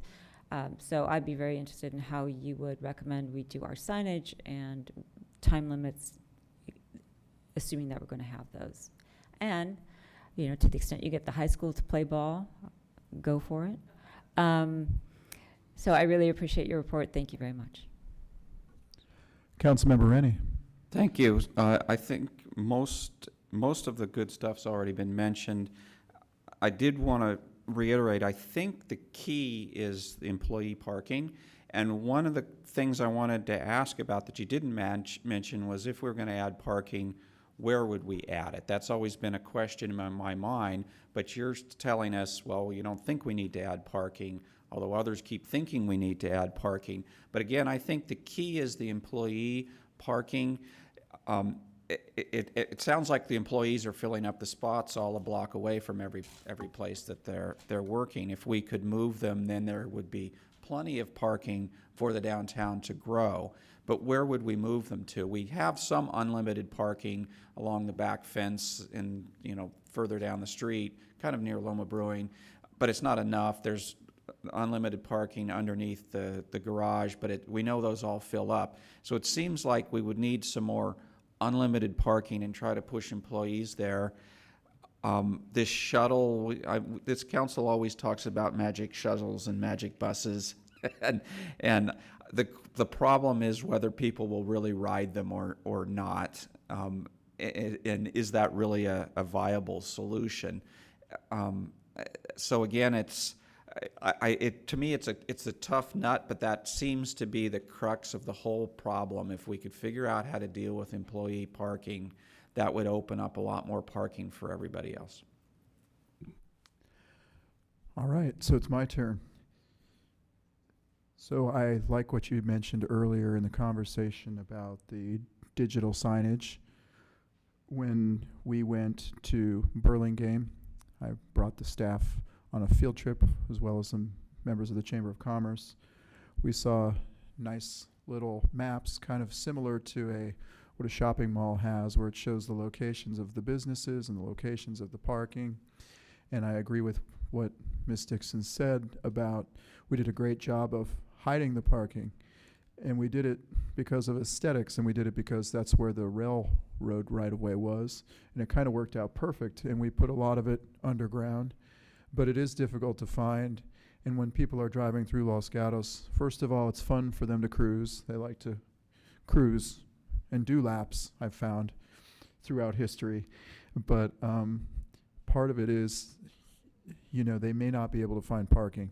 And if they're new visitors to our community, and we have to assume that many of them are, that it would be helpful for them to be able to find the parking easier and be able to use it. The other takeaway, and I just thought of this after Mr. Euclid spoke, if we think of this in terms of real estate, how many square feet do we have, and how many restaurants versus retail do we have, and how many employees are in each establishment, and what shifts are they working? That would be very helpful information. If we can hand each business a survey and say, okay, how many people do you have and what shifts do they have? And then we could kind of calculate if we're going to have 2,000 employees in the morning, or if we're going to have 800 employees in the morning, or midday or evening or whatever. And then we can also determine, U.S. Bank and Wells Fargo and Bank of the West will be empty during these hours, but all the restaurants will be busy during the dinner hours. I think that would be very helpful in order for us to try to organize this. But I will just reiterate, if we can just have each business do a survey. What is the square footage, type of business, how many employees do you have, and how many employees do you have, say, from 8 a.m. to 5 p.m.? How many do you have 5 p.m. till 12 p.m.? I think that'd be very useful information to have. So that would be my 2 cents. Mr. Rennie. If I could just add one thing that reminded me, I was going to ask about the correlation between traffic and parking. I think there's opportunities to make traffic flow better if they can get into their parking spaces faster. So I don't think you mentioned that, but I would hope that that's something you're going to think about in your recommendations. Maybe it's in the wayfinding signs or where we put the parking or what we do, but there may be ways to help our parking. And then the question then becomes, if we make our one-way permanent, does that make things worse, better? How do we interact, or how do we, interact our parking with or without the one-way? I will add one more thing. There are always comparisons being made between Los Gatos versus another community. And how do we actually compare to those other communities? Who has more places? Who has more square footage? Who has more employees, perhaps? For instance, we know that Campbell does not have an Apple store. That's a pretty obvious comparison. We know that Mountain View has more restaurants, but how many spots are required for similar square footages, and are they overparked? Are they underparked? a few comparisons like that may be helpful moving forward for a longer term perspective. Anything else from council? Seeing none, thank you very much, Ms. Dixon, for your extensive report. And we'll move on to item number 16, which is accept the public comments and move to the introduction of a first reading and ordinance by title only, amending the election of the vice mayor and the mayor. Good evening, Mayor and Council. Historically, each year, the council at the second meeting in November selects the mayor and vice mayor pursuant to Town Code Section 220.035. Unfortunately, that section is in conflict with Government Code Section 36801, which is a state code which requires you to select your mayor and vice mayor after the elections occur. So each even year number, we're not following the government code. So in order to comply with state law, we need to change when we elect our mayor and vice mayor to after we get our election results, which usually happen at the beginning of December. I provided you with alternative language that would annually select it at the second meeting in December, or if it's during an election year after the results have been certified. That's one solution that I've offered you. The other solution is instead of doing it at a regular meeting, you could just have the ordinance say it'll be at a special meeting after those election results are certified, which would probably mean you would have a special meeting sometime between your first and second meeting in December. The reason why that alternative language was provided is usually the second meeting in December is when the newly elected mayor appoints the committees that the different council members would serve on. So there could be a little bit of an issue if the same meeting that you're electing your mayor and the vice mayor also has to select the committee selections. So that might be something to consider if you want to change the language. If you do, it would have to come back for another introduction of the ordinance, but that would not be a problem. We'd still be able to get it done. The other issue is technically you're not in violation of it in those off years when there is no election. So one of the things you can consider is not making it effective this year, but making it effective in 2020, which is your next election year. And with that, I'll open it up for any questions. Thank you, Mr. Schultz. Questions on this item? Councilmember Sayoc. So I understand that usually the second meeting is when council members are placed on various regional bodies. Is that a requirement that we have to have people in place by the beginning of the year, or is that something that we just impose on ourselves? It's preferred that we know who's going to be working at which committee, but some cities wait until January.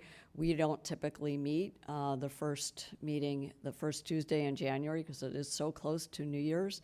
So that would mean then that we wouldn't even have our appointments until the third week, unless we do a special meeting for the second week in January. But it is by preference. Okay, thank you. No further questions. I have no speaker cards on this item. Anybody wishes to speak? I will close the public hearing and we'll go with Vice Mayor Jensen. Thank you for the report. So I guess I'll just give my input, not necessarily make a motion. What I was thinking before you told me that we're not in violation because it's not an election year is that this year, to me, it doesn't make sense because the council makeup will not change. It makes sense next year when the council makeup will change or may change based on the election. And if we're doing committee appointments, et cetera, then it makes sense to get those in place. It also makes sense given the variations in when the election might be certified, that rather than having a set date or rather than thinking we're going to have a special meeting, that we ought to figure out and just say, okay, in election year, it's going to be, when they're certified, and in non-election years, which is, every other year, it'll be the first whatever in December. Because the second meeting in December is Christmas, practically. So that, to me, that doesn't make a lot of sense.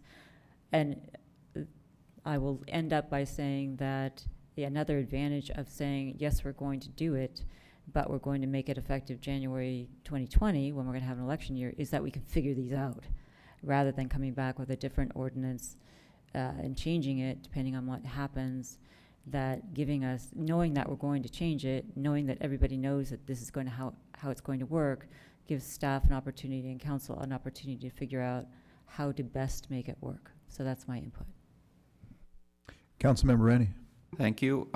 Question about the usual content of meetings in December. We've normally done our meeting where we have a light agenda, and I like to keep our tradition of, having a light agenda and then celebrating, the new mayor, and they have a chance to, meet in the foyer and then maybe an after party somewhere or something like that. If we, I thought we have to do budget or something can you remind us what are the meaty things that are going to keep us, or not, we won't have our mayor celebration party until 11 o'clock at night kind of thing? The second meeting in December is typically when you consider the comprehensive annual financial report. In previous years, it's been a consent calendar item, but in more recent times, it has generated community discussion. Okay, so, my feedback is I think I'm agreeing with most of what Councilmember Jensen said.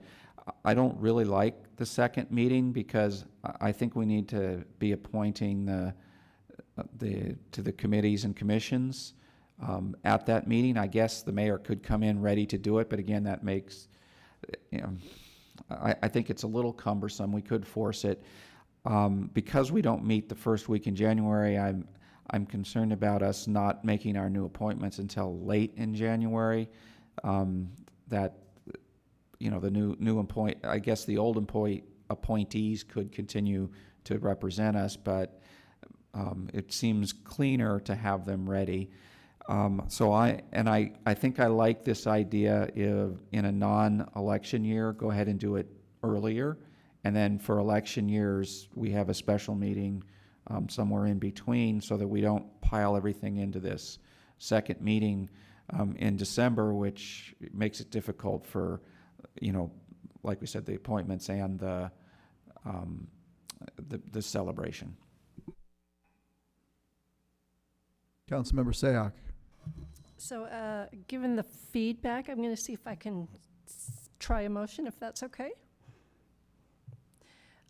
So I'm going to move that we ask staff to go back and that the installation of the election of the mayor and the vice mayor will occur at a special meeting in December between our normally scheduled first and second.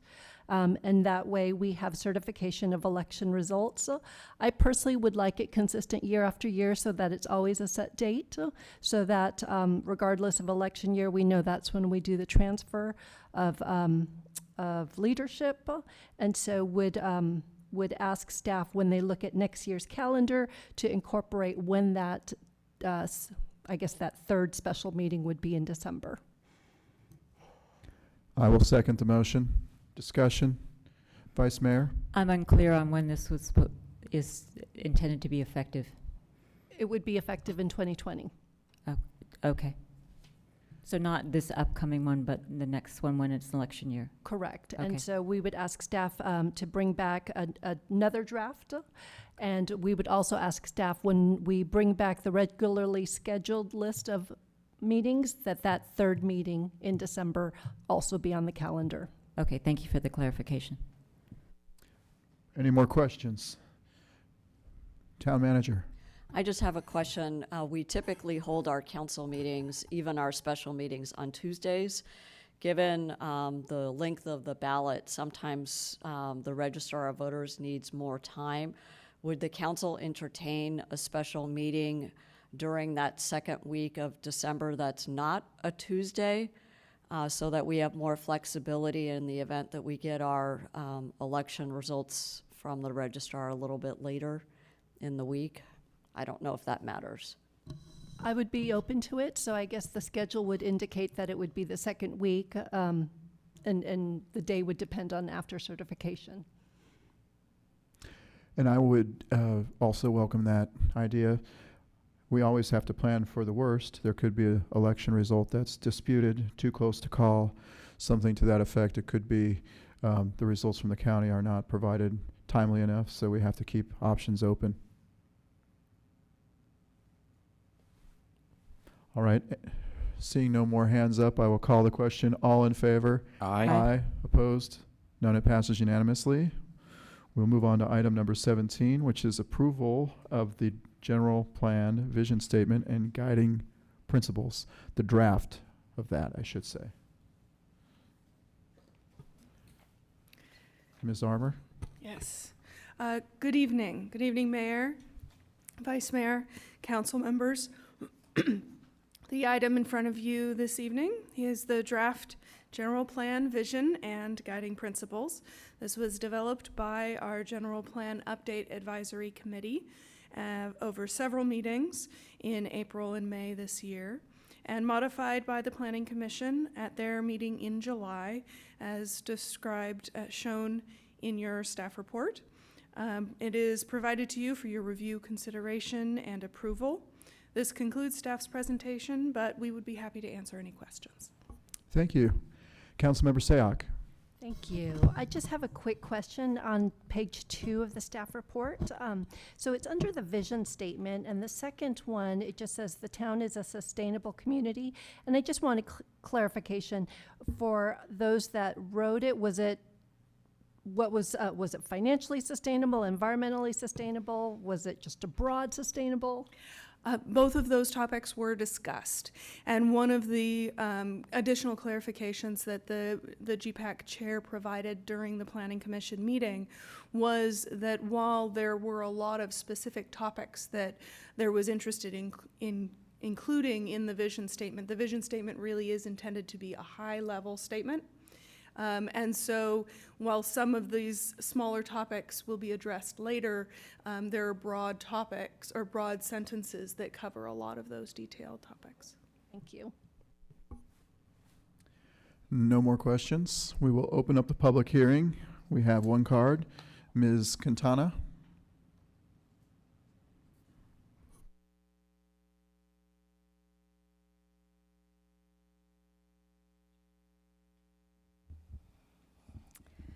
Good evening. I am on the General Plan Advisory Committee. However, I missed the two meetings that dealt with the vision and the principles because I had already other commitments. So my comments are, in general, to begin with, that while the vision statement is general and broad, it does not seem that going from the general vision statement to the principles, that the principles then get more specific about the general vision. In fact, it seems like the principles narrow that vision down.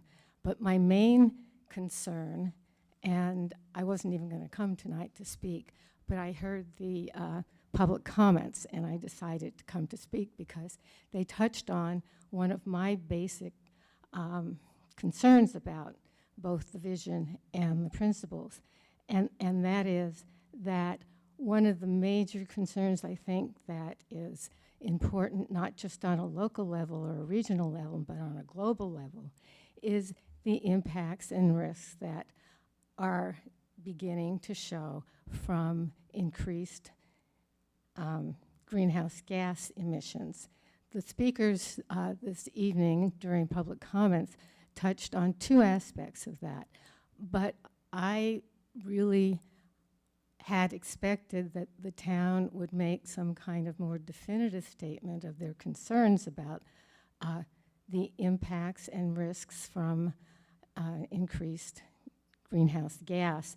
I know a lot of people refer to that as climate change or climate warming, but basically the way I look at it is those emissions result in a number of things that all sort of interact together, and unless we start, doing something about it, we're probably going to be in trouble in the next 50 years.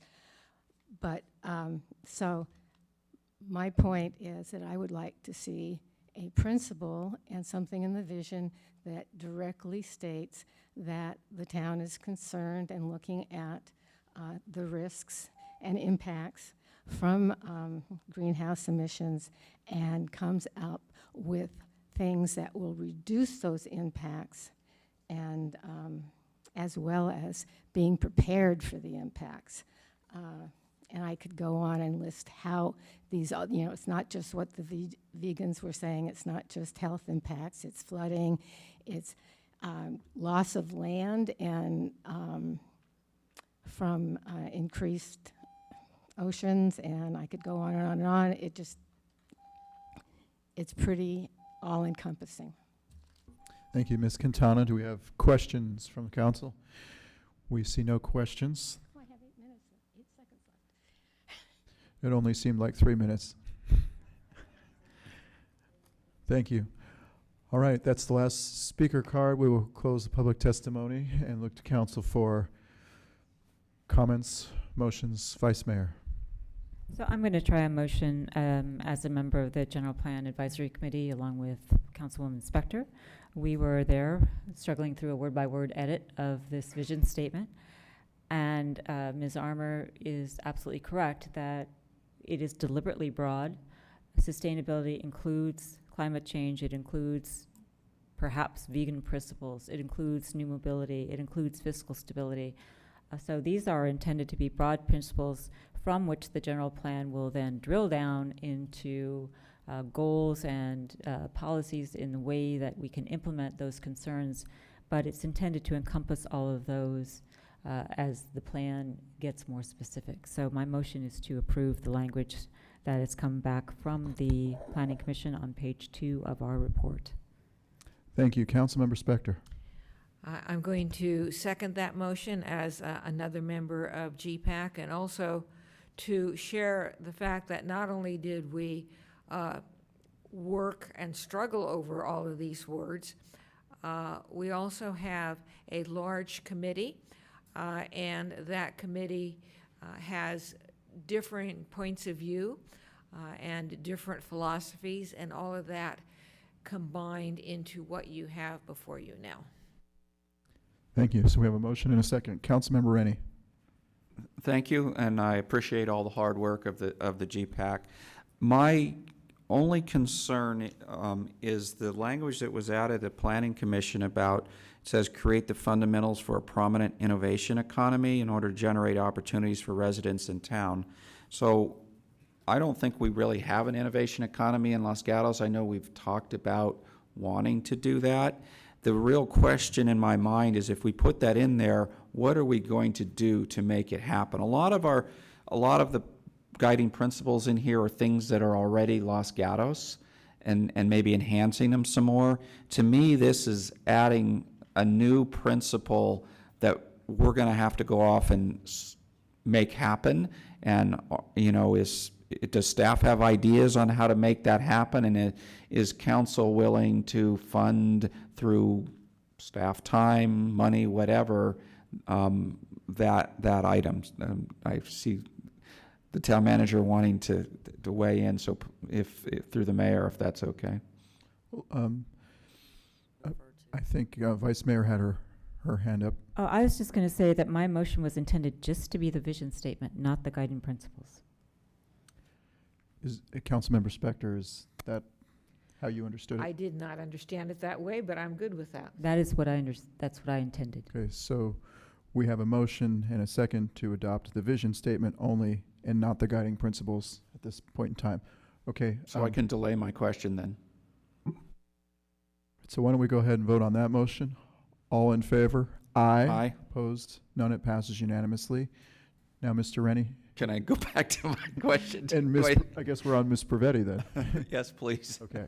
I'm happy to defer to our committee members if they wanted to comment, but we've been talking through our background report as well as some land use alternatives, and it became very clear that when we talk about an innovation economy, we're really talking about office uses.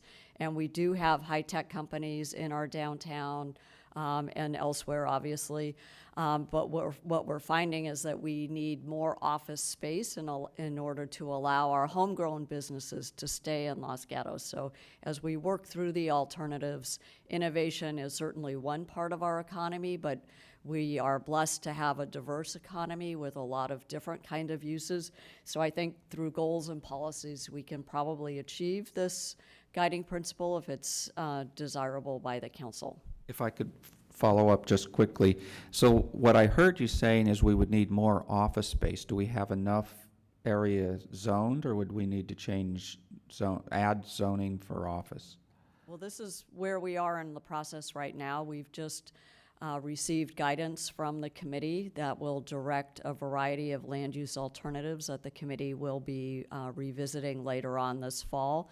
And I think part of the analysis that will be coming from our consultants are the fiscal benefits and costs of different land use choices, as well as what some of our needs will be based on market analysis. So this is work that's currently underway, but I think we should be proud of the fact that we already have elements of an innovation economy already here in town. Thank you. Councilmember Spector. Thank you. Following up on that, what came out of our last meeting, because there was discussion of the town having, i.e., innovation centers, and then there was discussion about what that looks like. And the bottom line, you know, I don't know if it was the bottom line, but what was discussed was an innovation center, using that as an example, is an office that has things in it that would make it an innovation center.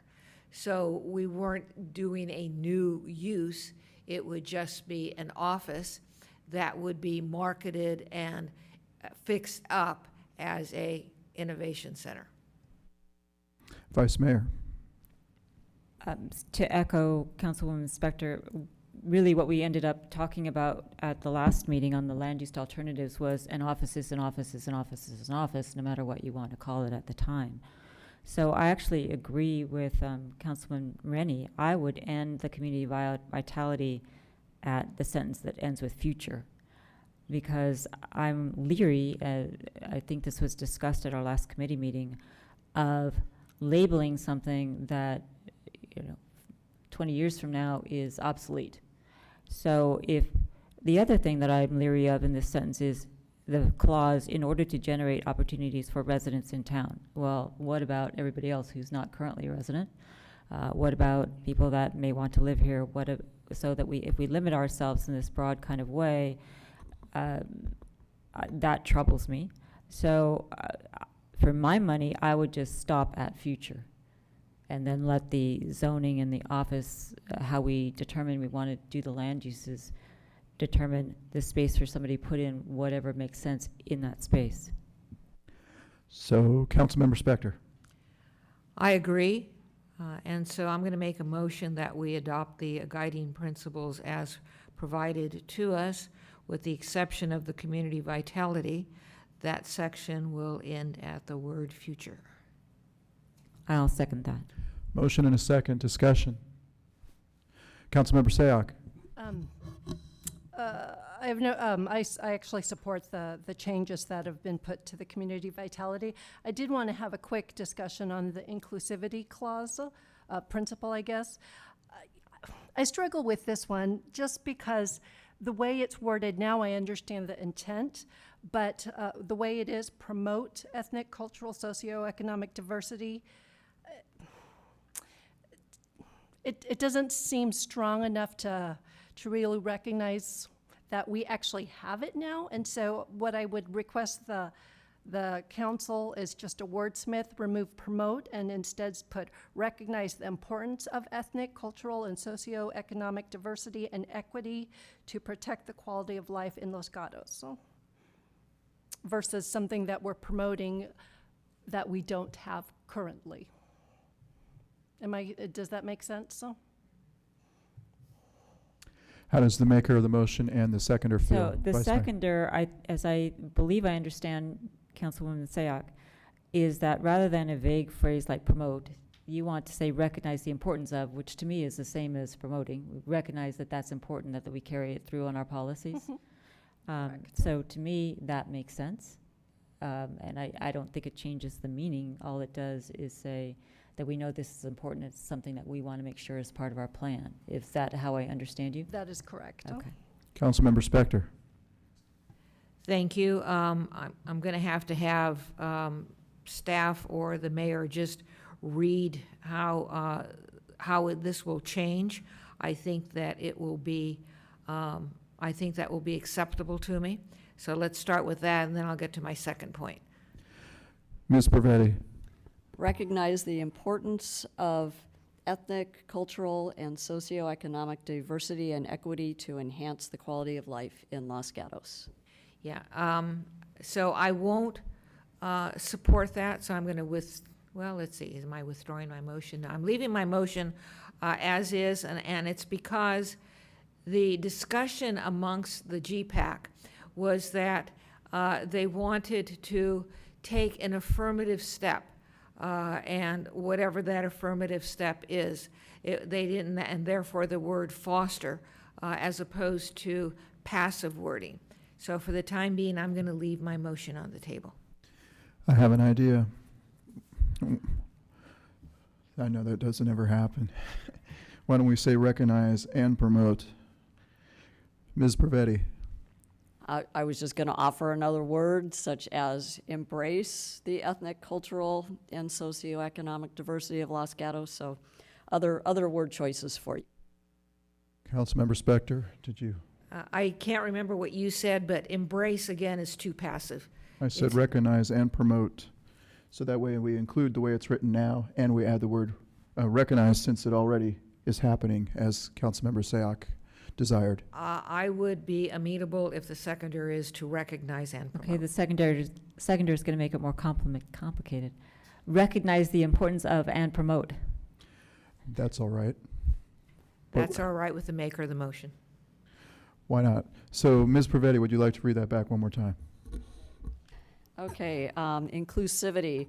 Recognize the importance of and promote the ethnic, cultural, and socioeconomic diversity and equity to enhance the quality of life in Los Gatos. I think I added one extra, so. Ms. Spector, is that? I guess we're getting rid of the huh? With that, I'm fine. And the seconder is fine if we eliminate the extra the. Okay.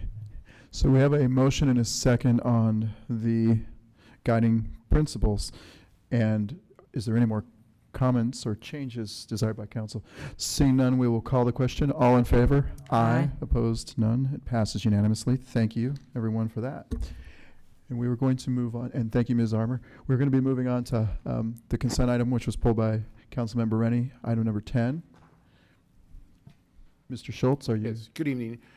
This matter is in front of you again. It was in front of you in 2016. Basically, since 2001, we have continued in our agenda format and rules policy to have time limits for presentations for the appellants and for applicants, and that has been 10 minutes for the applicant appellants and 5 minutes for rebuttals, and the public comment period has been 3 minutes.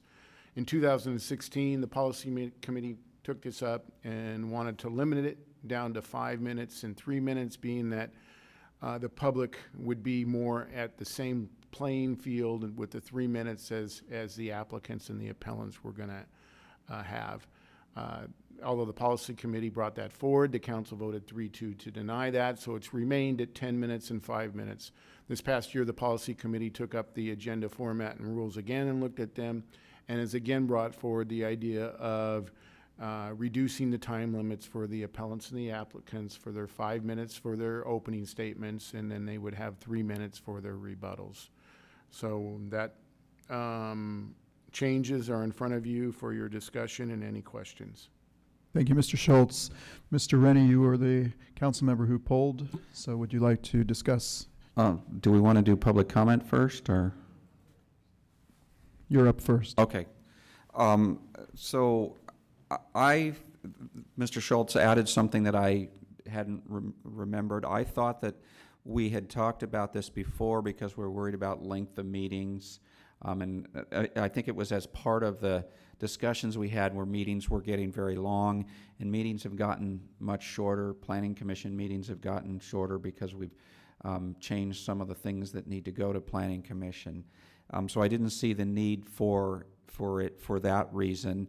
And I disagree with the idea that we need to put the applicant more on the same playing field with the public that are commenting before or against. If there's 20 members of the public that get 3 minutes each, they've got 60 minutes, and then you're now asking the applicant in 3 minutes to, I mean, it's supposed to be a rebuttal, respond back to it. So I don't think it puts it on the playing field. I think it puts them under the playing field. It's difficult now in 5 minutes to address it.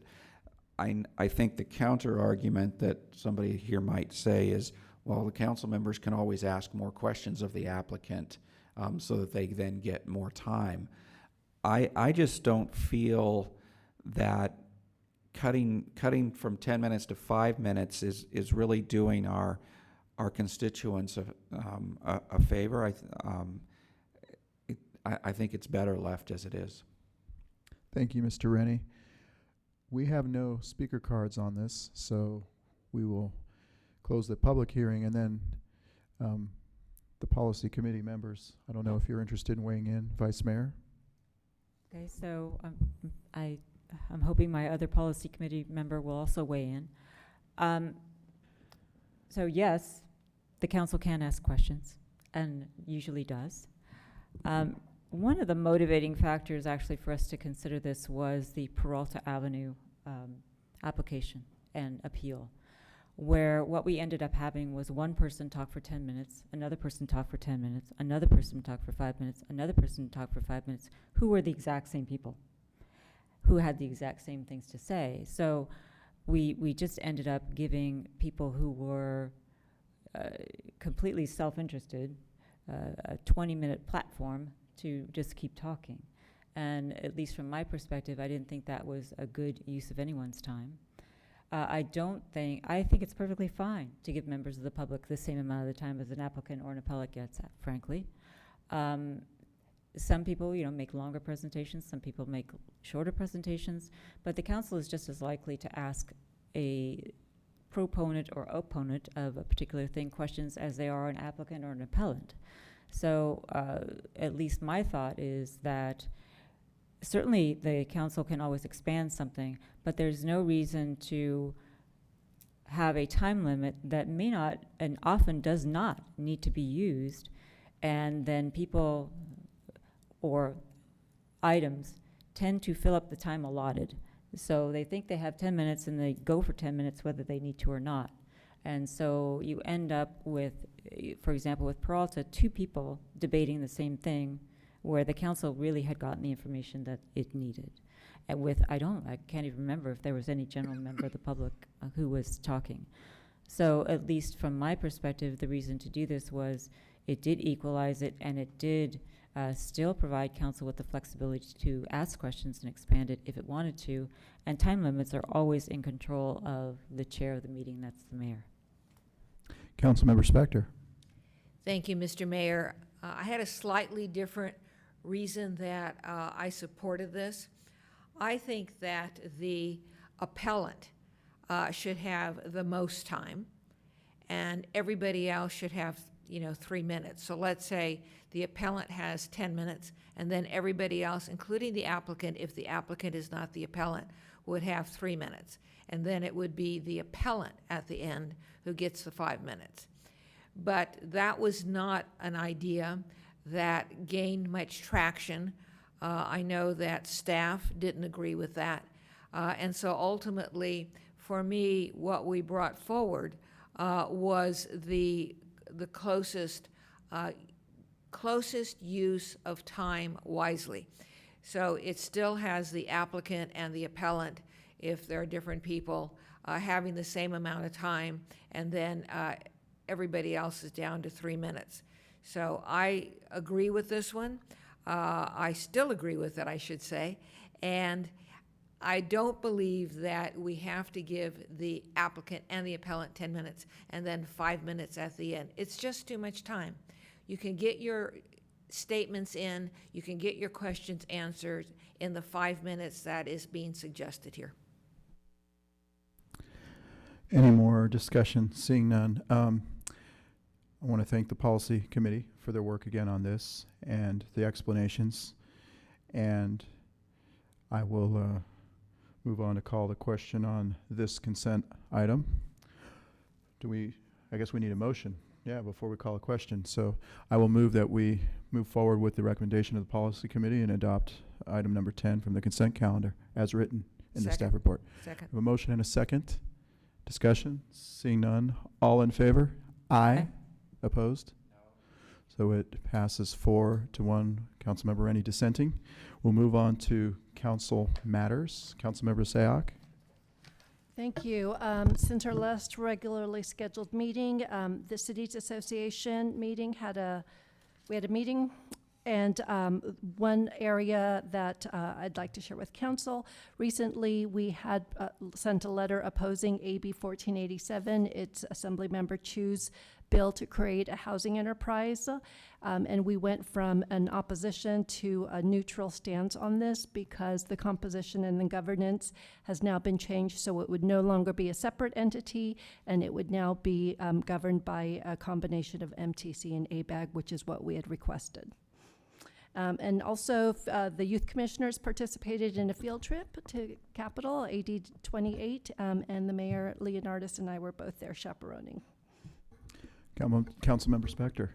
Thank you, Mr. Mayor. Since the last council meeting, I've had 3 committee meetings. One was the GPAC, and in that one, we focused on increased housing and in what residential and commercial areas that could be built. And specifically, we looked at single-family dwellings, and we looked at Los Gatos Boulevard. The Finance Committee meeting was focused on giving direction, attempting to give direction to the town council on how best to pay down our unfunded liabilities.